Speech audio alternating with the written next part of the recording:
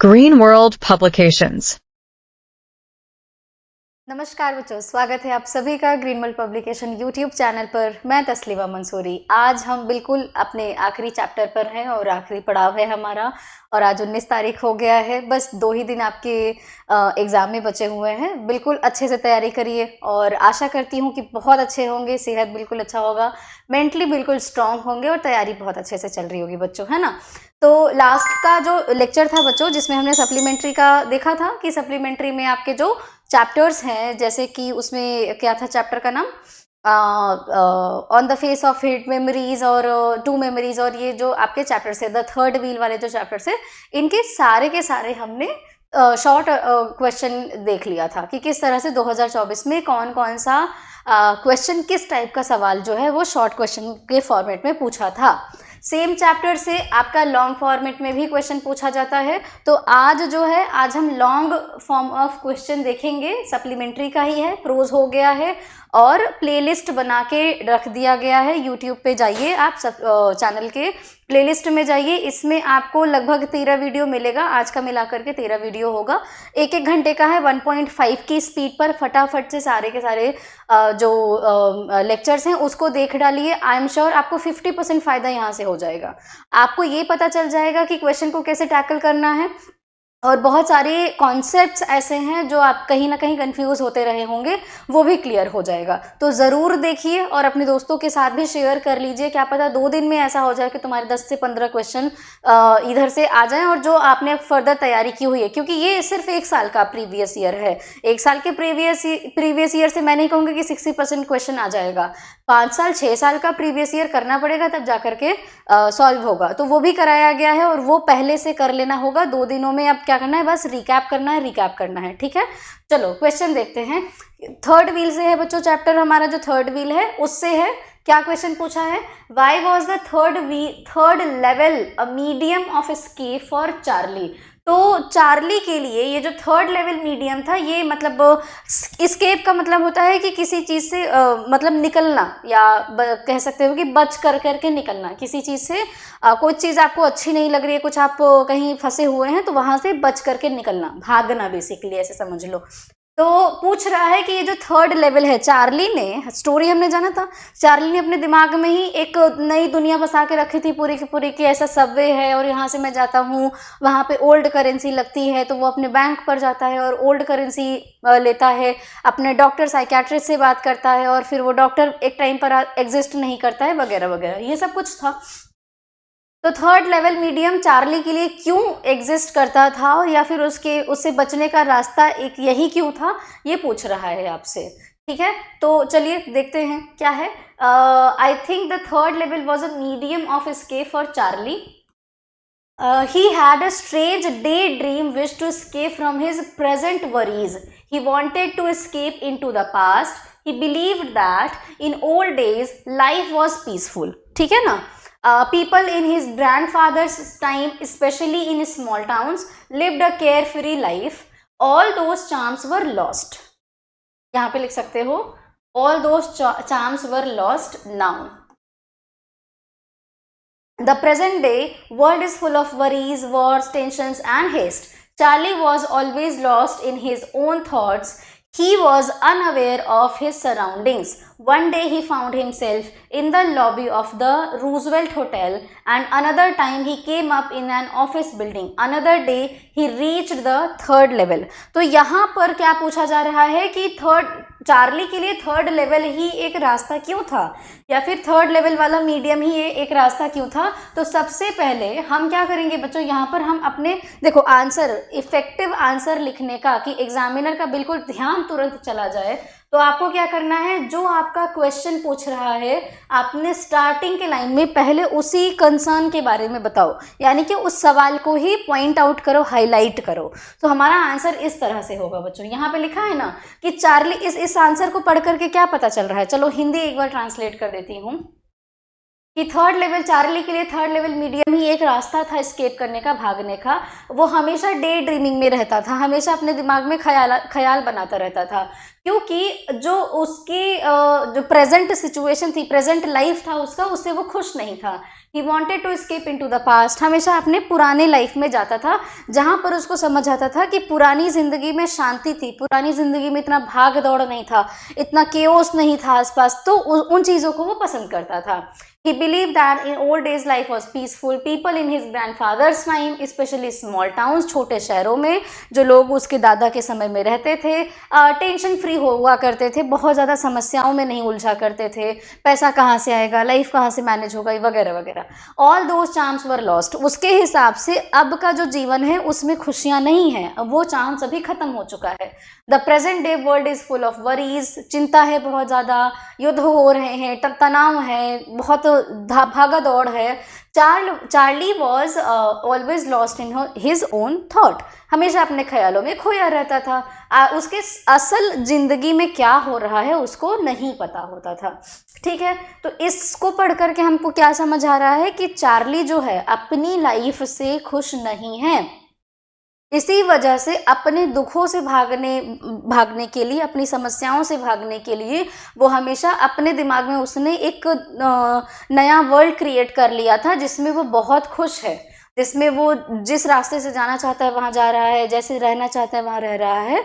So he has created his own world in his mind which is not real, which does not exist in reality, but he is happy in his own created world. ठीक है ना, तो इसी वजह से Charlie ने अपने दिमाग में थर्ड लेवल वाला मीडियम क्रिएट करके रखा हुआ है, मतलब एक इल्यूजनल वर्ल्ड क्रिएट करके रखा हुआ है। तो आंसर कैसे लिखेंगे? आंसर ये ठीक है, बट मैं बस इतना कहना चाहती हूँ कि आप यहाँ पर थोड़ा सा 2-3 लाइन स्टार्टिंग में ऐड करो, ये आंसर तो रहेगा ही रहेगा। ठीक है ना, यहाँ से हमारा आंसर जो है, हमारा आंसर यहाँ से स्टार्ट होगा कि चार्ली वॉज 30, ऐसे लिखो, 1 year old man who was not happy with his life. He was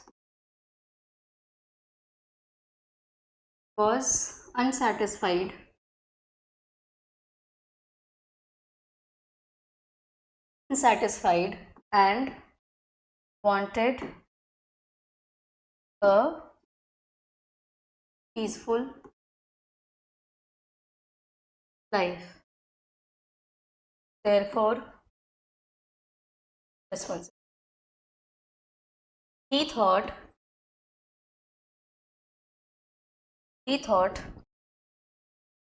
that past life was beautiful. That's why he had created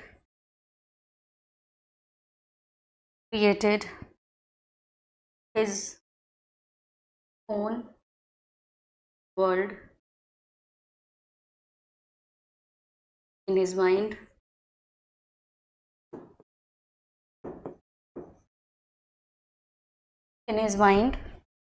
which did not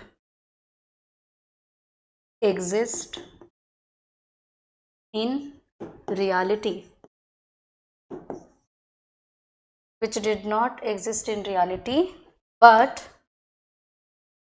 he was happy there. He was happy there. ठीक है, अब आगे क्या करोगे? इतना हमने लिख लिया। ठीक है बच्चों, ये ऑलमोस्ट 4 से 5 लाइन में आ जाएगा।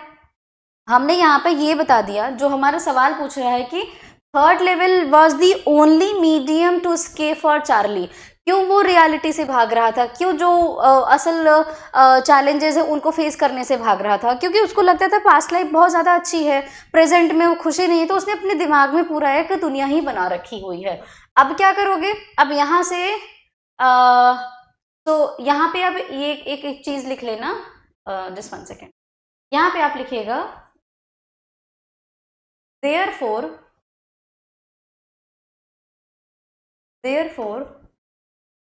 ठीक है ना, ये हमारा आंसर हो गया। देन आप लिखेंगे therefore the third level was a medium of escape for Charlie. He had a strange daydream wish to escape from his present worries. अब बाकी आप ये आंसर अपना लिख सकते हैं। एडिंग टू दिस, ठीक है ना, समझिए इसको कि इतनी चीजें, हमारा आंसर स्टार्ट यहाँ से होगा, जो अभी मैंने खुद लिखा हुआ है ये चीज, हमारा आंसर स्टार्ट यहाँ होगा, फिर उसके बाद हम therefore लिखेंगे, then we will add these lines in our answer. समझ आ गया? ठीक है, तो इस तरह से होगा हमारा आंसर। स्क्रीनशॉट ले लीजिए, उसके बाद फिर मैं अगले क्वेश्चन पर मूव करूंगी। ठीक है, ले लिया screenshot? Okay, so let's move to the next question. Let's move on the next question. चल, how did the Maharaja fulfil his vow? What danger did he face fulfilling it? ये आपका जो क्वेश्चन है ये कहाँ से आया हुआ है? द टाइगर किंग वाले चैप्टर से ये क्वेश्चन आया हुआ है ना? तो चलिए देखते हैं कि क्या पूछ रहा है। ये क्या कह रहा है कि महाराजा ने अपनी प्रतिज्ञा को कैसे पूरा किया और उस प्रतिज्ञा को पूर्ण करने में उसको क्या क्या चैलेंजेस फेस करने पड़े। अच्छा, प्रतिज्ञा क्या थी उसकी? उसकी प्रतिज्ञा थी, क्योंकि एस्ट्रोलॉजर ने भविष्यवाणी करी थी, प्रेडिक्शन किया हुआ था कि आपकी जो मौत है वो 100वें टाइगर से होगी। आप 99 टाइगर्स को तो मार देंगे, लेकिन या 99 टाइगर से आपको कोई खतरा नहीं है, पर आपकी जो मौत है वो 100वें टाइगर से होगी। तो राजा ने कहा कि अपनी जान बचाने के लिए मैं 100 टाइगर्स को मारूंगा, यही उसकी प्रतिज्ञा थी। अब उस 100 टाइगर को उसने कैसे मारा? अपने राज्य में जितने भी टाइगर थे उन सबको उसने मारा। देन रेस्ट जो 30 टाइगर बचे हुए थे उनको मारने के लिए he had to marry to the princess of other kingdom, और वो शादी भी करता है, फिर उनको कन्विंस करके मतलब वहाँ के किंगडम के राजा को कन्विंस करके उन टाइगर्स को भी मारता है। ठीक है, इस तरह से उसके चैलेंज मतलब उसका जो प्रतिज्ञा होता है वो पूरा होता है। So the chief astrologer had told the king that a tiger would be the cause of his death. ऐसा कहानी में है कि जो ज्योतिष है उसने बताया हुआ था कि जो राजा की मौत है वो किससे होगी? कहते हैं कि टाइगर से होगी, है ना। So and he should be specially, ये हमारा होगा wary, specially wary, He should be specially wary of the 100th tiger. 100वें टाइगर से इनको डरने की जरूरत है। So to prove the astrologer wrong, the king decided to kill 100 tigers. तो जो राजा हैं उसने सोचा कि मैं इनकी भविष्यवाणी को गलत साबित करूंगा, मुझे कोई नहीं मार सकता है, मैं 100 टाइगर को मारूंगा। He vowed that he would attend to all other matters only after killing the 100 tigers. अब मैं तभी सारे बाकी कामों पर ध्यान दूंगा जब मैं 100 टाइगर्स को मार डालूंगा, तभी मैं बाकी सारे कामों पर ध्यान दूंगा। Initially the king seemed well set to realize his ambition. राजा को लगा कि बड़ा आसान सा काम है, मैं आराम से अपनी महत्वाकांक्षा को पूरा कर सकता हूँ। Then some dangers and difficulties cropped up. There were times when the bullet missed its mark, and at other times the tiger would leap on him and he would have to fight with the wild beast with his bare hands. The tiger king was able to kill 99 tigers this way, and if he would kill just one more tiger, all his fears would be over for good and he would give up. आगे हम देखते हैं। तो राजा को कई बार उसकी गोलियां खत्म हो जाती थी, कई बार बाघ अटैक कर देते थे और उसको निहत्थे लड़ना पड़ता था। इस तरह से उसने क्या किया? 99 टाइगर को मारने की प्रतिज्ञा को जैसे तैसे पूरा किया। ठीक है ना। He would not give up tiger hunting, जब तक वो 100 टाइगर्स को मार नहीं लेता वो टाइगर हंटिंग नहीं छोड़ेगा। But the 100 tiger could not be found. 100वां टाइगर मिला नहीं। The Diwan realized that disastrous results of the 100 tiger was not found. So a tiger was brought from the People's Park in Madras and taken directly to the forest where the Maharaja was hunting. अब राजा जो है वो चिड़ियाघर में जो कैदी tigers थे उनको नहीं हंट करता था, जंगलों में जो फ्री टाइगर हुआ करते थे उनका शिकार करता था। तो जब संवा टाइगर मिला ही नहीं कहीं आसपास के किंगडम में, उनके किंगडम में कहीं दिखा नहीं, तो उनके सिपाहियों ने क्या किया, चिड़ियाघर से दूसरा टाइगर लेकर के जंगल में छोड़ दिया कि राजा को ये राजा संवा टाइगर मार ले, संतुष्टि मिल जाए, हमारी भी जान बच जाए, राजा भी अपनी रेगुलर काम पर आ जाए, थोड़ा सा शांति का माहौल बन जाए। ठीक है, तो राजा क्या करता है, संवा टाइगर को मारता है, बट अनफॉर्चुनेटली संवा टाइगर मरता भी नहीं है। ठीक है, तो ये था Maharaja was hunting the king. Okay, so the king took aim and tiger fell in a crumpled heap. The Maharaja was extremely happy to have finally killed the hunted tiger. Or after he left, the hunters took a closer look at the tiger and realized it was not dead, as the king had missed the aim. They decided not to tell the Maharaja, and one of the hunters killed the tiger. राजा ने tiger को नहीं मारा, दूसरे किसी other शिकारी ने उस बाघ को मार दिया। The king was left under the impression that he had achieved his target of killing 100 tigers. ठीक है ना, किलिंग 100 टाइगर्स। ठीक है, तो राजा को संतुष्टि मिल गई कि मैंने 100 टाइगर्स को मार दिया, अब मेरी जान को कोई खतरा नहीं है। इस तरह से राजा ने अपने क्या किया था, एम को पूरा कर रहा था। How does Maharaja prepare himself for the killing of 100 tiger? ये हमारे लास्ट जो अभी हमने क्वेश्चन देखा उसमें से हम आंसर में लिख सकते हैं। ठीक है, बहरहाल देखते हैं क्वेश्चन को, आंसर को। Basically the Maharaja was sunk in gloom as he was unable to locate the 100th tiger. तो राजा जो है वो उदास हो गया क्योंकि उसको 100वां टाइगर मिल नहीं रहा था, but he was determined to kill the 100 tiger. तो क्या होता है, उसके सिपाही जो है वो चिड़ियाघर से लाते हैं और इस तरह से वो टाइगर को मारता है। So he remained in the forest and did not return to his kingdom.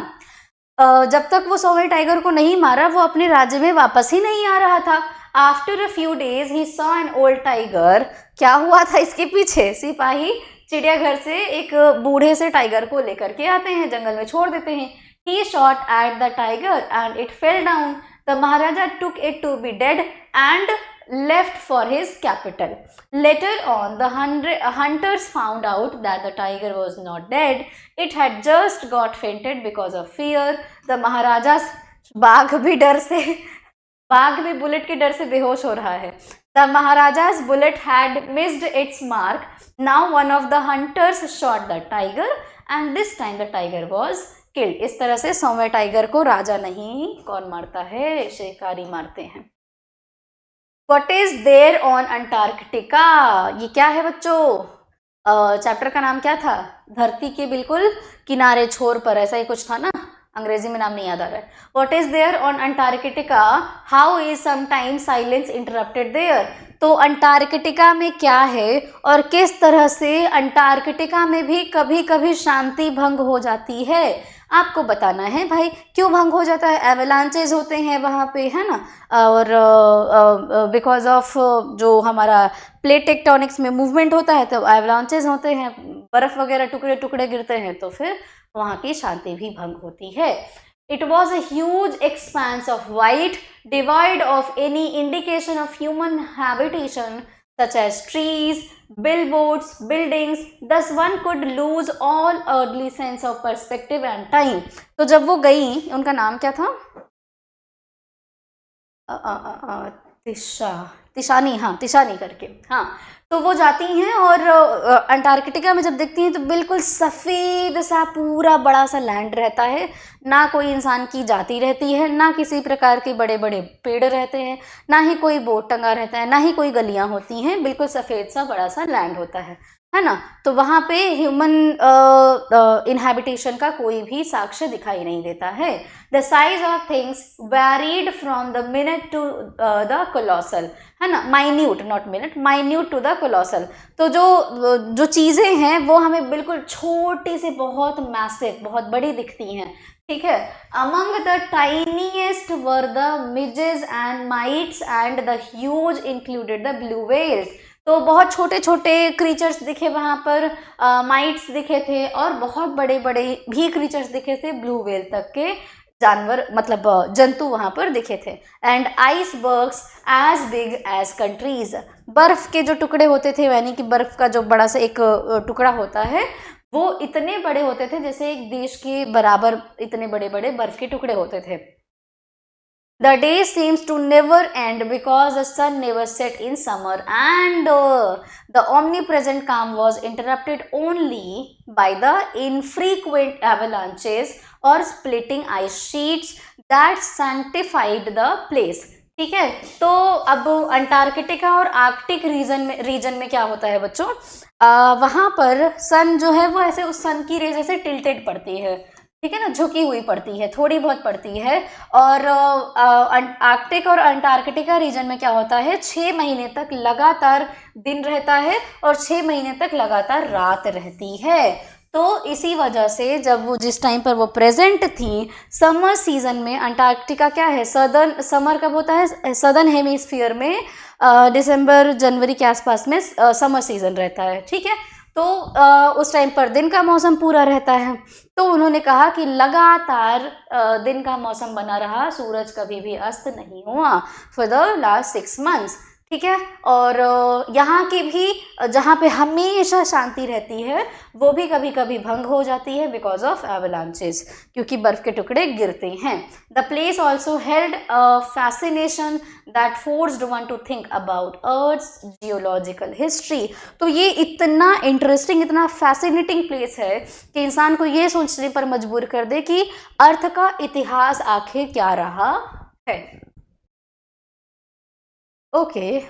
The enemy. Who was Dr. Sadao? How did he meet Hannah and married to her? Who played an important role in their marriage and how? Very interesting। और आपको कल मैंने पढ़ाया था ये, मतलब बताया था आपको, ये कहानी भी मैंने बताई हुई है। अब आप बहुत बेहतरीन तरीके से इसका आंसर कर सकते हैं। I expect this। Okay, so देखिए चलिए, डॉक्टर सदाव कौन थे भाई, doctor Sadao was a famous Japanese surgeon and a scientist. He was perfecting a discovery to make wounds completely clean. घाव को बिल्कुल अच्छी तरीके से किस तरह से भरा जा सकता है और बिल्कुल कैसे दाग तक मिटाया जा सकता है, वो काफ़ी like he was a perfectionist. So both Hannah and Sadao met at the professor's house in America. Sadao started liking Hannah, though professor's wife was very voluble या talkative या chatterbox बोल सकते हो, बात करने बहुत ज़्यादा बात करते थे। ये थोड़ा सा irritating था Hannah and Sadao और other students के लिए।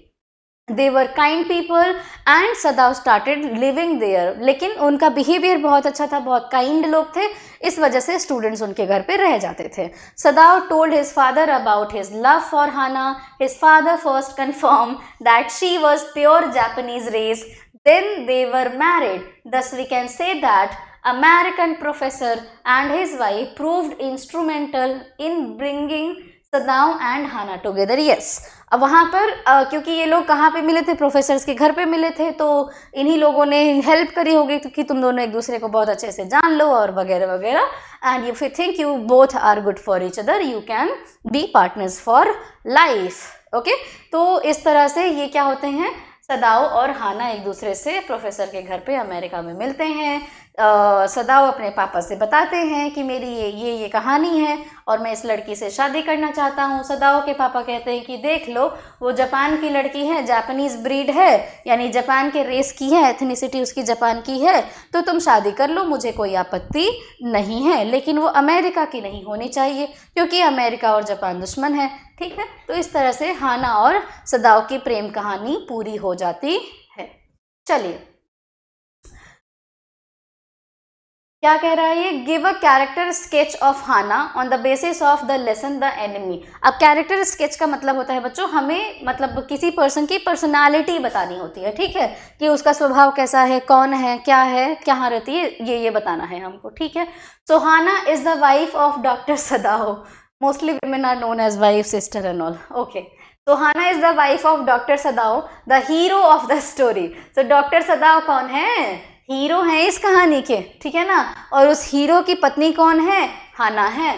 She is a loving wife and mother obviously women को तो यही कंसिडर कराया जाता है, तो वो एक बहुत अच्छी वाइफ और मम्मी है। She comes before us as a good human being, मतलब उसकी जो पर्सनालिटी है ये जान करके हमें ये पता चलता है कि एक बहुत अच्छी स्वभाव से बहुत अच्छी महिला है, मनुष्य है। She has a sympathetic heart, सहानुभूति रखने वाली वो महिला है। Seeing a wounded man at her doorstep she feels pity for him, she अपने मतलब अपने दरवाजे पर किसी घायल व्यक्ति को देख करके उसके लिए उनके मन में दया का भाव आता है, ठीक है ना, या आया। She joins her husband's decision of giving shelter to a wounded enemy, और वो अपने पति को वो समझाती हैं कि ये बहुत घायल व्यक्ति है, हमें इसको अपने घर पे रखना चाहिए, इसका इलाज करना चाहिए, ठीक है। She helps her husband in taking him inside the house, when her servant denies to wash the wounded man she herself washes him, तो जब उनके नौकर मना कर देते हैं तो वो खुद उसके घाव को धुलती हैं और उसकी मरहम पट्टी करती हैं। Although she has a week heart, कमज़ोर दिल की होती हैं वो। She helps her husband during the operation of the man, कमज़ोर दिल के होते हुए भी उन्होंने ऑपरेशन के दौरान अपने पति की मदद की। When the man is weak after operation she takes proper care of him, she even feeds him with her own hands. इतनी दयालु स्वभाव की थी कि क्योंकि वो पर्सन जो है वो अपने हाथ से खा नहीं सकता था, काफ़ी घायल था उस टाइम पे, तो वो अपने हाथ से उस जो सोल्जर रहता है उसको खाना भी खिलाती है। Hana is a woman worth praise, तो हाना एक ऐसी महिला है जिनकी प्रशंसा करना बनता है, ठीक है। तो ये है कहानी किसकी, हाना की। नाम नाम जो है वो ब्यूटीफुल है, नाम बहुत सुंदर है हाना। ओके बच्चों, अगले क्वेश्चन पर आते हैं। What did Sadao do to get rid of the man in the lesson the enemy? अब सदाओ जो है वो बेचारा वो चाहता था कि ये जो सोल्जर है क्योंकि है तो हमारे देश का एनिमी, तो इससे कैसे छुटकारा पाया जाए, तो मैं क्या करूं, तो वो जाता है अपने कंट्री के एजेंट्स को बताता है, वो प्रॉमिस करते हैं कि मैं इसको मार डालूंगा, बट लास्टली सदाओ सोल्जर की जान बचा लेता है और उसको स्केप करने में हेल्प करता है। Doctor Sadao first waited for the general to get the man assassinated, है ना, असैसिनेशन का मतलब होता है किसी की हत्या कर देना, प्लान्ड मर्डर जिसको कहा जाता है।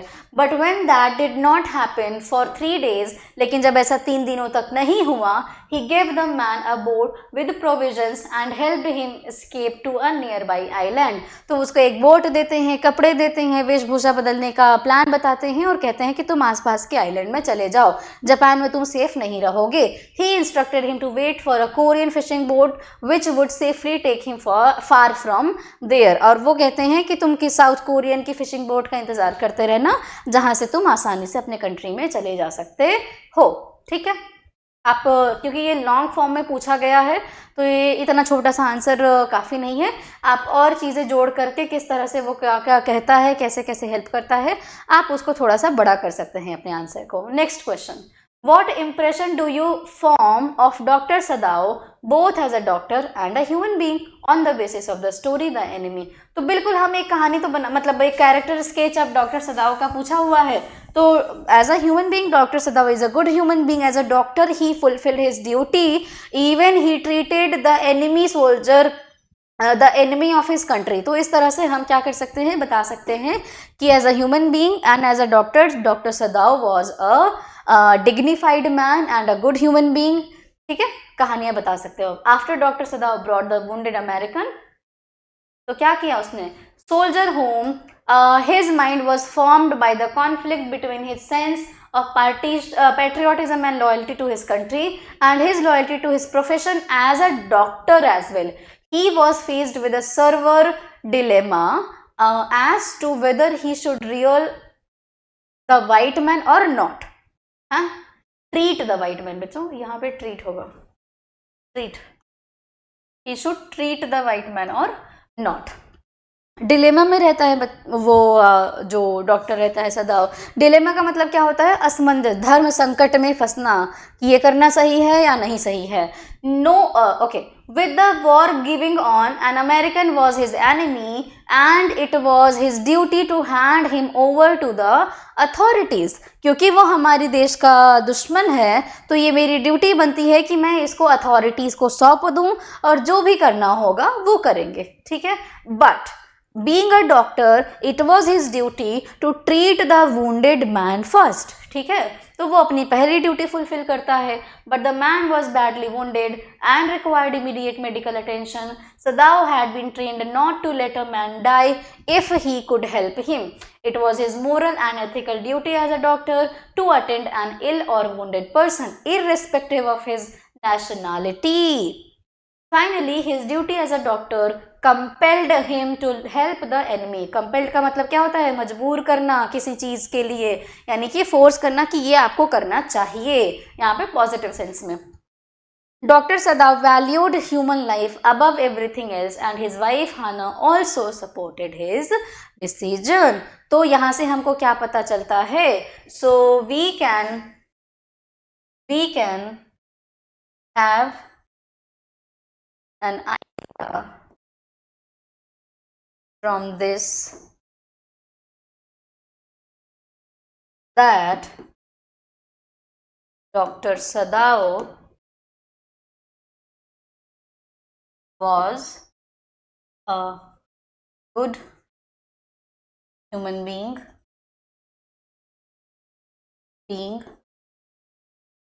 and a true citizen of his country. ठीक है, ठीक है। तो ये हो गया हमारा आंसर। ओके, नेक्स्ट क्वेश्चन पर मूव करते हैं।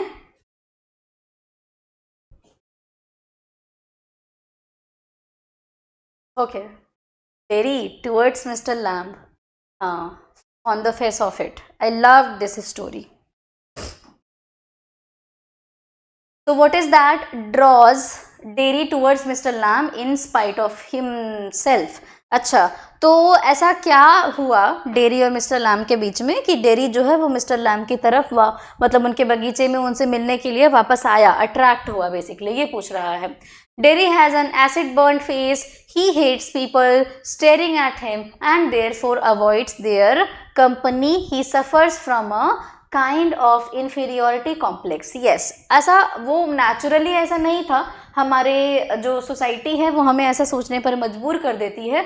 तो जो डेरी है बेचारा 11-12 साल का लड़का है, एसिड बर्न की से उसका आधा फेस जल जाता है एंड लोग उससे डरते हैं, लोग उसको ऐसा फील कराते हैं कि वो बहुत वियर्ड सा इंसान है। तो इस वजह से वो लोगों के साथ रहना पसंद नहीं करता है, लोग उसको बहुत ही तुच्छ दिखाते हैं, है ना, थोड़ा सा नेगेटिव दिखाना कि तुम ऐसे हो, ये हो, वो हो। He thinks people find him frightening, उसको लगता है कि लोग उससे डर जाते हैं। But he find Mr. Lamb a totally different person, और जब वो मिस्टर लैम से मिला, बहुत बातें होती हैं, बहुत सवाल जवाब होता है and then lastly he realised कि मिस्टर लैम थोड़े से, मतलब mister Lamb is a different person, वो ऐसे इंसान नहीं है। Mister Lamb is himself handicapped in one leg. अब मिस्टर लैम में मिस्टर लैम्ब का जो एक पैर है वो असल पैर नहीं है, वो टिन का पैर है, तो वो भी हैंडीकैप्ड है। But he seems to have no inferiority complex. इसके बावजूद भी मिस्टर लैम्ब एक पॉजिटिव माइंडसेट के आदमी हैं, अपने आप को बहुत पॉजिटिव रखते हैं, अपने आप को खुश रखने की कोशिश करते हैं। Though he had nobody with himself, वो अकेले रहते हैं अपने घर में, बड़ा सा गार्डन है फिर भी वो अकेले रहते हैं। एंड समवेयर वो चाहते हैं कि लोग उनके साथ रहें, लोग उनसे बातें करें, लेकिन वो ये किसी को जताते नहीं हैं कि ऐसा वो चाहते हैं। He is sad because of this, ठीक है। तो वो पॉजिटिव इंसान रहते हैं। Instead he loves meeting people, he motivates Derry to love life as it is. तो वो डेरी को भी मोटिवेट करते हैं कि ज़िंदगी हमको जैसी भी मिली है उसको खुशी खुशी बिताना चाहिए। Though it is tough but we should live our life lively. Mr. Lamb teaches him different perceptions on the same issues by presenting example like that of bees buzzing for him an individual whereas they sing for another listeners. तो वो देखने का नज़रिया, perceptions को अलग अलग बताते हैं कि everybody has different perceptions, right. सबका पर्सपेक्टिव अलग अलग होता है, एक ही चीज़ को 10 लोग अलग अलग तरीके से देखते हैं, राइट। ऐसा उन्होंने एग्जाम्पल को लेकर के समझाया कि इस गार्डन में मधुमक्खी है, वो मधुमक्खी की जो बजिंग साउंड होता है बहुत सारे लोगों को ये इरिटेटिंग लग सकता है, and many of people may think this is just a sound and they may not like it, but I love it because this is the singing of the bees. क्योंकि ये गा रही हैं, मुझे ऐसा लगता है कि ये गुनगुना रही हैं, गा रही हैं, एंड आई लव इट, ऐसा मिस्टर लैम्ब कहते हैं, ठीक है ना। So he motivates Derry that he can be what he wishes as he has all the limbs intact. तो वो डेरी को कहते हैं कि तुम मतलब जो भी तुम चाहते हो वो सब कुछ तुमको मिल सकता है क्योंकि तुम्हारे हाथ और पैर बिल्कुल सही हैं। By his own example, he teaches Derry to face all misfortune happily. Derry finds a patient listener in Mr. Lamb, है ना। तो वो मिस्टर लैम्ब को डेरी को समझाते हैं मिस्टर लैम्ब कि बहुत सारी दुखों के बावजूद भी हमें अपनी ज़िंदगी को अच्छे से जीना चाहिए and we should face the challenges, ठीक है ना। डेरी ने पाया कि मिस्टर लैम्ब बहुत शांति से उसकी सारी बातों को सुन रहे हैं। Mr. Lamb's personality is an example of him to live life without feeling ashamed of himself, and all this draws Derry to Mr. Lamb. He seems to be loving his company and he finds him an ideal and inspiring personality. Because of these qualities, Derry started liking Mr. Lamb. Okay, next question. Which story does Mr. Lamb tell Derry and why? Mr. Lamb ने dairy को कौन सी कहानी बताई और क्यों बताया, ठीक है ना। तो डेरी मिस्टर लैम्ब बताते हैं कि किस तरह से मैंने अपना पैर खोया ताकि वो मोटिवेट हो सके। तो mister Lamb tells Derry the story of a man who was always afraid of going out. अच्छा, तो जो मिस्टर लैम्ब है वो एक आदमी की कहानी बताते हैं जो कहीं भी बाहर जाने से डरता था। At every step he feared of getting hurt और डाइंग। तो उसके दिमाग में ये डर बैठा रहता था कि कहीं उसको इमोशनली वो हर्ट ना हो जाए, कहीं उसकी मौत ना हो जाए, वगैरह वगैरह।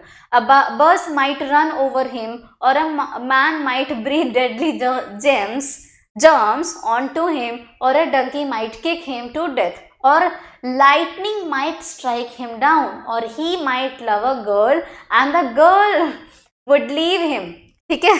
it's not always that girl would leave anyway. so बहुत सारे बच्चों को लग रहा होगा कि मैम whenever girls come आप बहुत सेंसिटिव हो जाती हैं।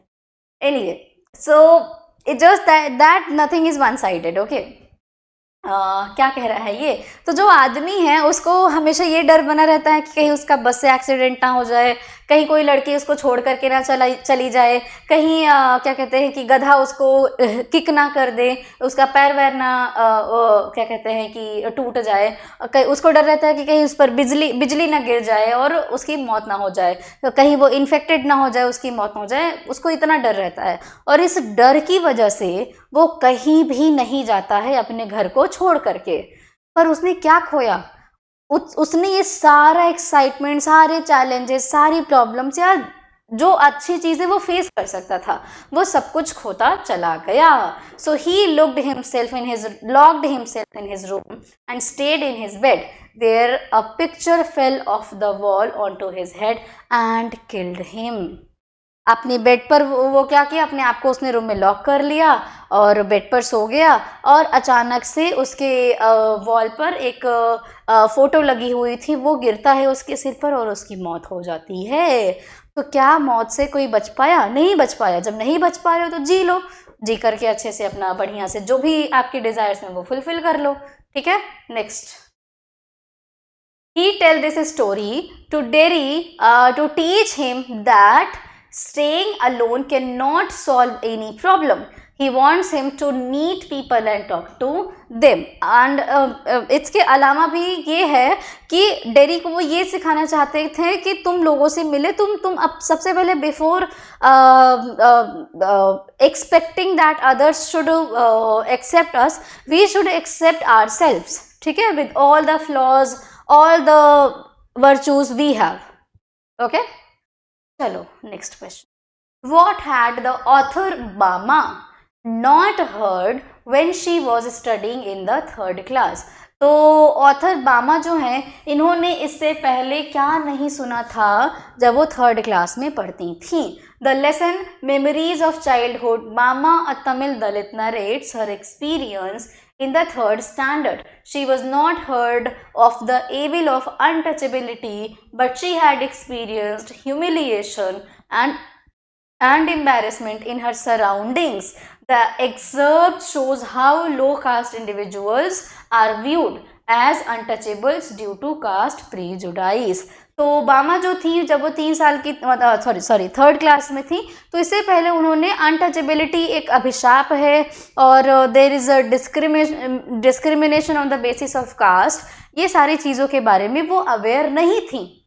लेकिन अपने आसपास जैसे जैसे वो बड़ी होती गई तो उन्होंने ये पाया कि हमारे आसपास हमारे जो लोग रह रहे हैं, यहाँ पर बहुत सारा क्या होता है, अनटचेबिलिटी के नाम पर लो कास्ट के लोगों को डिस्क्रिमिनेट किया जाता है. जाति जैसे क्या कहते हैं, ऊंची नीची जाति के पूर्व धारणाओं से ग्रसित जो लोग हैं बहुत सारी नेगेटिविटी फैलाते हैं. पांडु, ओके, ठीक है. तो ये रहा हमारा आज का क्लास, ख़त्म हो गया है बच्चों, और wish you all the very very best. आप बहुत अच्छे से अपना एग्ज़ाम करिए. आज 19 है, 22 को आपका एग्ज़ाम है. बहुत बेहतरीन तरीके से करिए. सभी लोगों को बहुत बहुत शुभकामनाएं. अच्छे से अपनी तबीयत का ख्याल रखिए और जस्ट गो फॉर इट. और बहुत फियर को हावी मत होने दो. आराम से अच्छे से बस जितना कर लिया है और उसी को यूज़ करिए अपनी आंसर राइटिंग में. ध्यान से अपने आंसर को लिखिए. उत्तर लिखने की भी एक कला होती है. अपने शब्दों को आप जितना हाईलाइट करेंगे एंड थोड़ा सा टू द टॉपिक बात करेंगे तो बहुत आसानी से आपको नंबर मिल जाएगा, ठीक है ना. तो अपना ख्याल रखिए, अपने दोस्तों के साथ शेयर कर दीजिए. पूरी की पूरी जो प्लेलिस्ट में पड़ी हुई वीडियोस हैं 1.5 है, स्पीड बढ़ा करके फटाफट से देख डालो. But you should be concentrated, ठीक है ना. ऐसा नहीं है कि बस स्पीड बढ़ाओ और दिमाग कहीं और चल रहा है और वीडियो चल रहा है, ऐसा मत करिएगा, ठीक है. तो चलिए इस नोट के साथ आप सभी का बहुत बहुत धन्यवाद और अपना ख्याल रखिए, अच्छे से पढ़ाई करिए. All the best. Thank you.